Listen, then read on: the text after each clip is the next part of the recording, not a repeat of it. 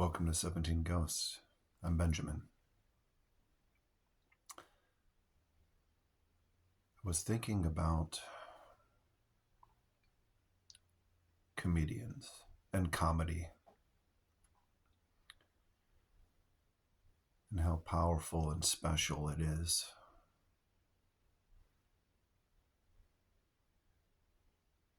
But not just to make us laugh. It's the why of how it's making us laugh. It's the mechanism behind it, not the end result.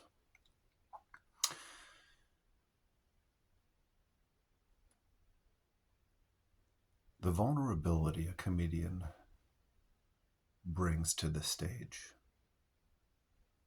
All the truly great comedians, and by great, I just mean the ones that really connect. They're hilarious because they're just raw and true.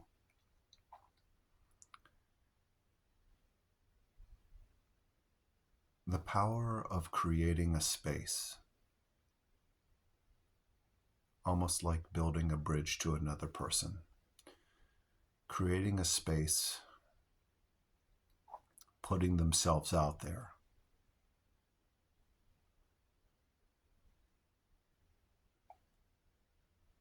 And offering the invitation to whomever will take it to meet them there. And creating a different reality for anyone else to tune into, to be a part of, and meet them there. And in that space, anything can happen. That's the magic of it. That's the magic of being truly out there and vulnerable and having that space.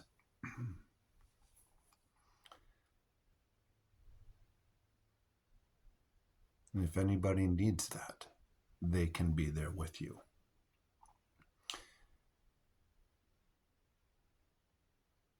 So all the stories and all of the hooks and bringing you back into the tail end of a joke to bring everything full circle. And think about that, bringing everything full circle. They're leaving you right where they picked you up. It was a full journey. And they're bringing you back to the beginning for you to be able to start your own. It's fantastic in so many ways.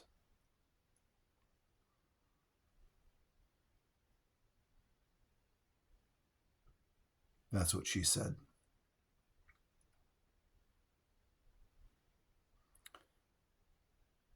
What a powerful little line, right? That's what she said.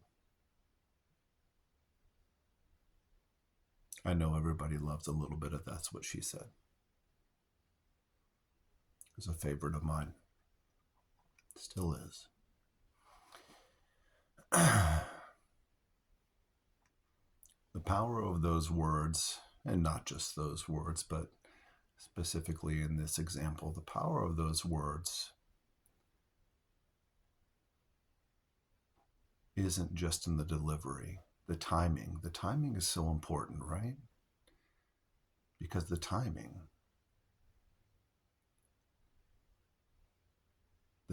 is the component of the vulnerability. The timing is when you reach out to build the bridge for the other person or the people.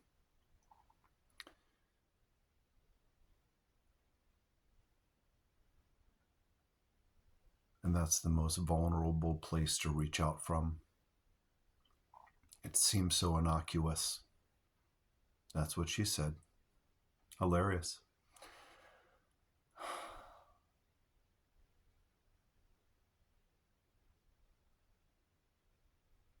But that's when you're reaching out to build the bridge to somebody else.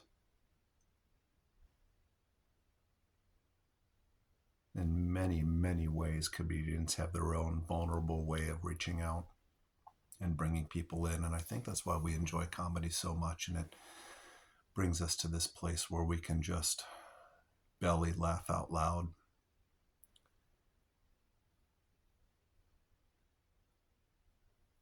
And I really enjoy comedians who can just make the worst things funny, you know, to bring the humility back to who we are. That humility for us.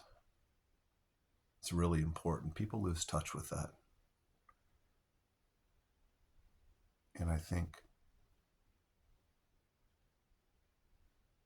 unbeknownst to ourselves, that's one of the key things we really love about comedy.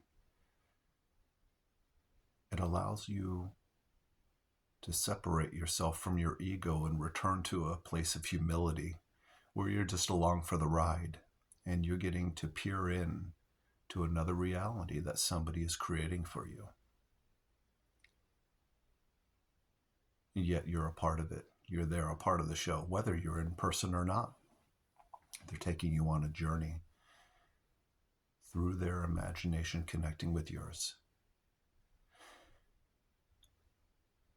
And it's wonderful because you're sort of, you're just a passenger.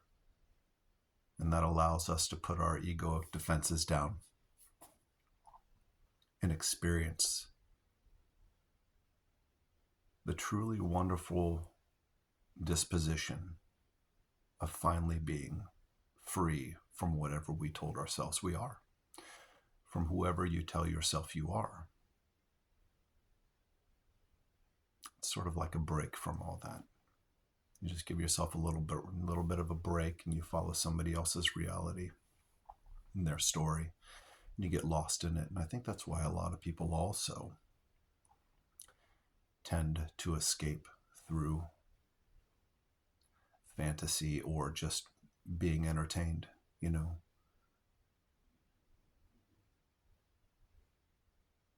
You have to be entertained. And if you're not entertained, then you're left with the you that you have created. Not necessarily the you of who you are, of who we really are, but the you that you have created. And the struggle between who that you has to be compared to the you who really is can be very painful.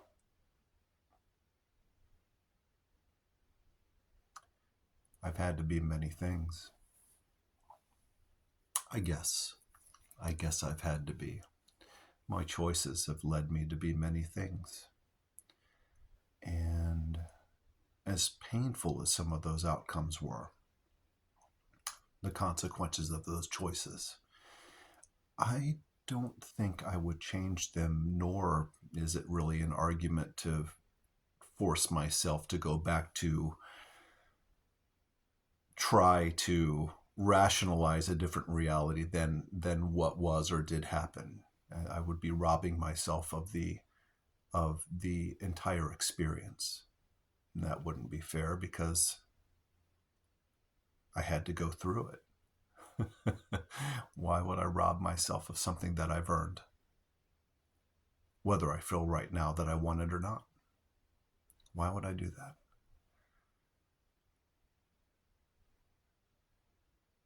Does it feel like it's too much sometimes to re-experience the consequences of some of those decisions?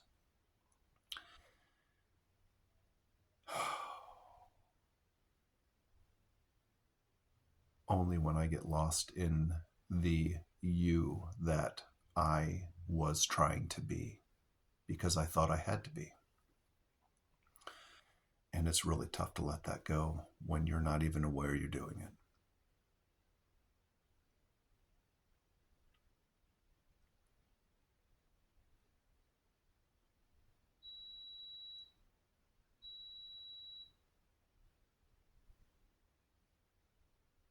There you go.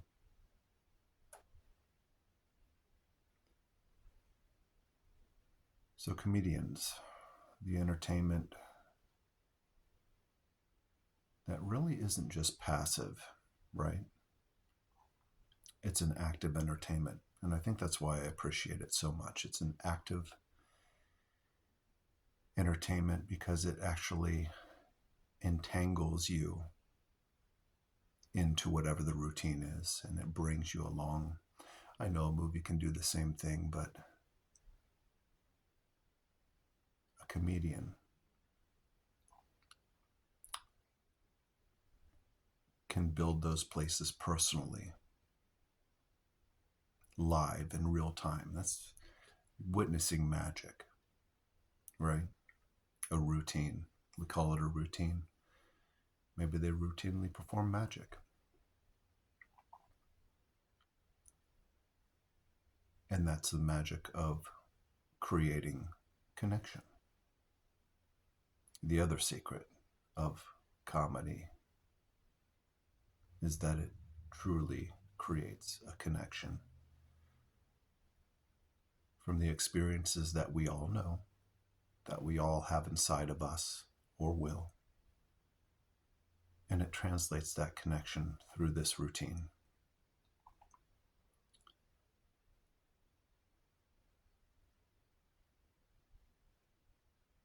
To the point where it touches the inner hidden parts of you. That's what she said.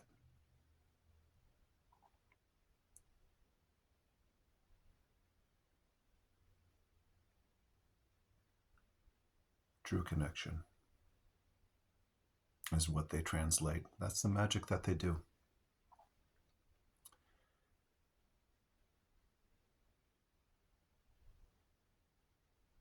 And it's so wonderful that it puts us at ease, allows us to rest from what we've created.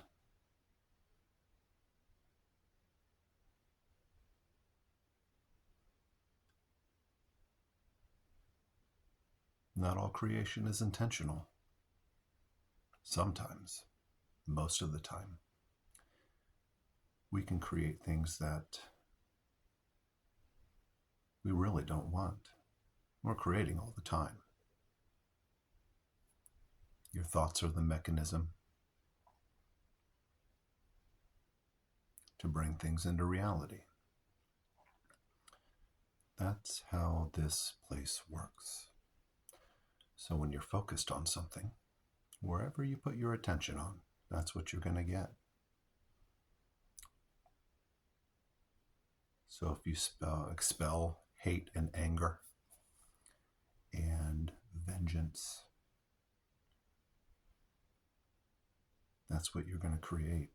You're going to create that hate and anger and vengeance.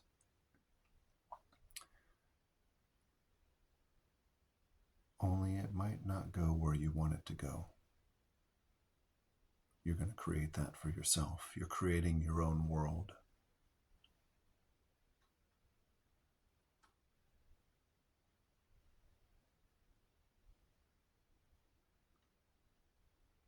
If you create these feelings of hate, anger, vengeance, maliciousness, these thoughts toward another person, you're only creating them in your reality. That person you're creating them for is in their reality, in a different reality. It seems so crazy of an idea. We each exist in our own reality, which is the reality of our perception. It's just what we perceive, right? As simple as that. We are each, all our separate interfaces. And we each have our own reality based on our experiences. And we create that reality based on what we choose to believe. That's the short and simple version of it.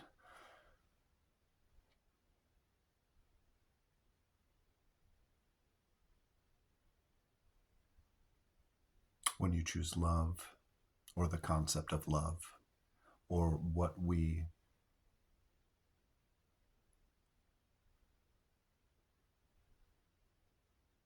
how we choose to behave and put our thoughts toward when we think of the concept of love. You know, different types of love is love is sort of an umbrella. It's a sort of a, I don't even know if I could cover it. It's an umbrella term to describe many, many different types of emotions and connections. Love is sort of an overall umbrella term of how we express gratitude and thankfulness for each other. It's just a general term.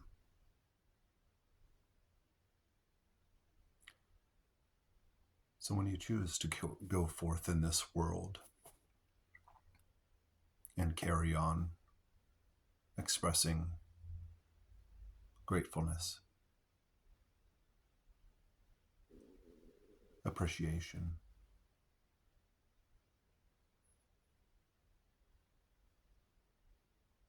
you change the world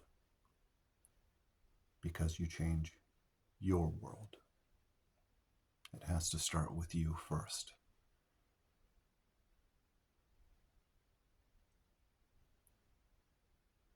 And once it starts with you, you can change your entire world. And then what happens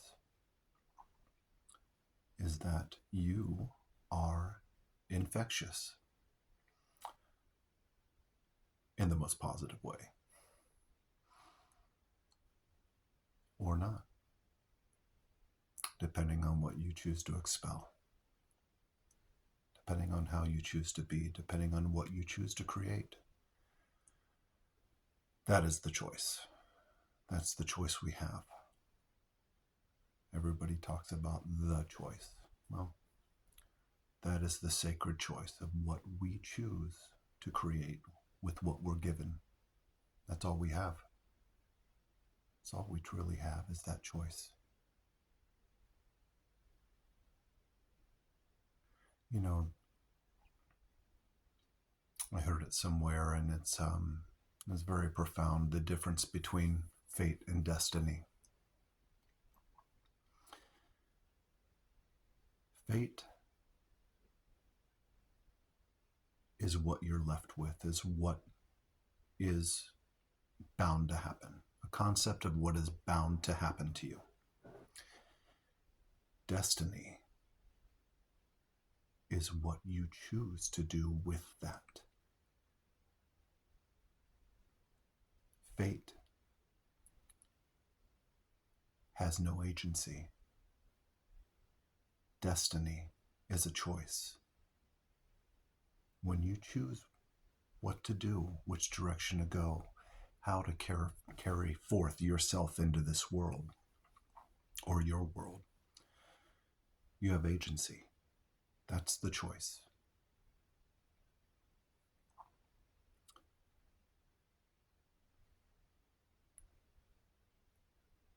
And then every other world you come in contact with, every other person, every other world, every other reality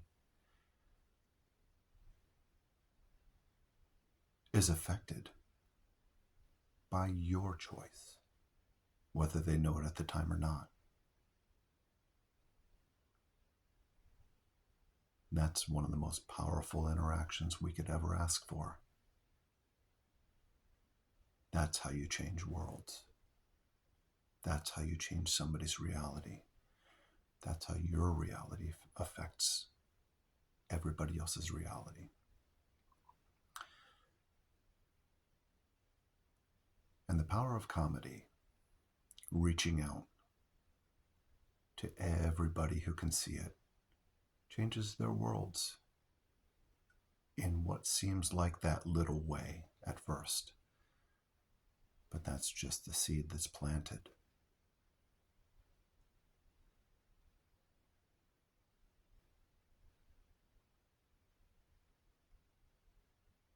And I think that's how comedy is an overt act act of love, that umbrella, right? And it's reciprocal, where that comedian or comedienne is getting their truth out, their experience, their particular take on everything that they have known, and their world is being shared with you. The most delicate intricacies of their inner workings on display, not just for your entertainment, but to reach out and connect with that part in you that we all have. Because we are all one. And it's just the physical manifestation of reestablishing that emotional connection, that intrinsic connection that we all have to each other. And that's another thing that makes it so powerful.